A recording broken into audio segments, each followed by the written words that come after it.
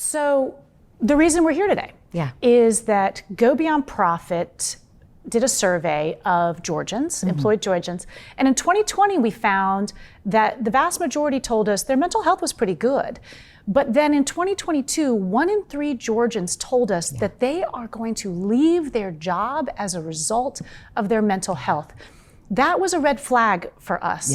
And so when we think about how do we help those who are founders, CEOs, presidents, actually consider what is the state of mental health in their workforce today, and do they know? So Megan, I want to give people a background of how I know what the mental health landscape is. In 2020, I had already been speaking on stress and burnout and mental health in the workplace. And this topic was, expanding and coming into companies' consciousness.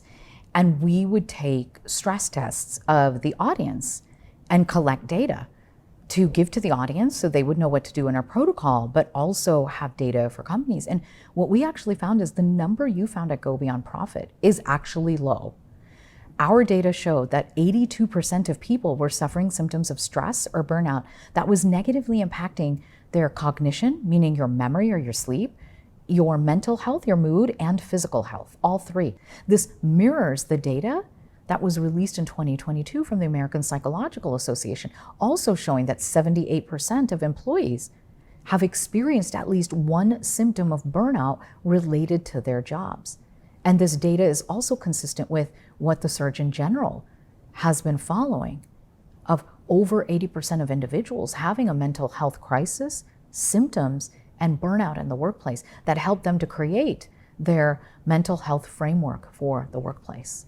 So that was just a lot of data I fed you. I want to make it clear, more than 3/4 of your employees, everyone from the C-suite down to your last hire, is not doing well mentally.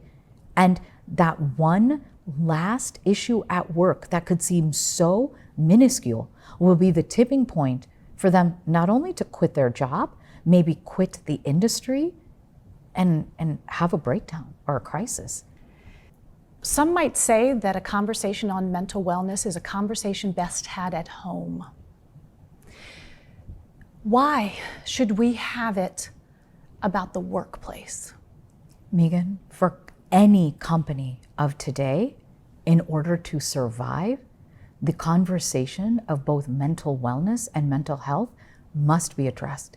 It's our jobs that are making us ill. My story is no longer unique. It's not about the companies of the future. It is about companies of today must build a culture of wellness, not only to survive, but to thrive. For many CEOs and their CFO sitting next to them, they're thinking about the cost of implementing a new program. Isn't there a cost to doing nothing? How can you afford not to take action? We're in a mental health crisis, Megan, and it's our jobs that are making us sick. And most people are not quietly quitting, they're quitting live on social media. So not only is that bad PR for your company, but really the data I ask every leader to get comfortable with, what is the cost of replacing and losing your frontline worker?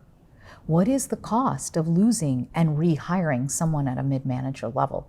What is the cost of losing and replacing someone in a senior leadership position? Those cost estimates are out there. And then look, in the last 6 months, how many people have you lost in the year? And when you look at it that way, what is the cost of not taking action? And at the end, your mission at Go Beyond Profit.